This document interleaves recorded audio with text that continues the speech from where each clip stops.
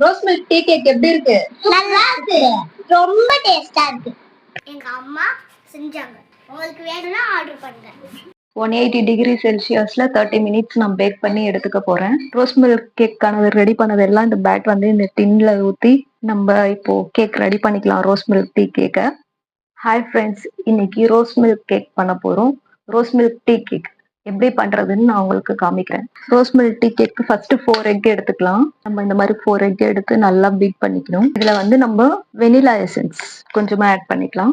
இப்போ ஒரு பீட்டரை வச்சு நல்லா பீட் பண்ணிக்கலாம். இந்த மாதிரி நல்லா பீட் பண்ணிக்கலாம்.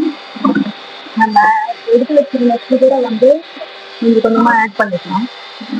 பாருங்க, நான் பீட் பண்ணியிருக்கேன். இதுலயே நம்ம கொஞ்சம் ரோஸ் மில்க் எசன்ஸும் இதெல்லாம் போட்டுட்டு நல்லா பீட் பண்ணிக்கலாம்.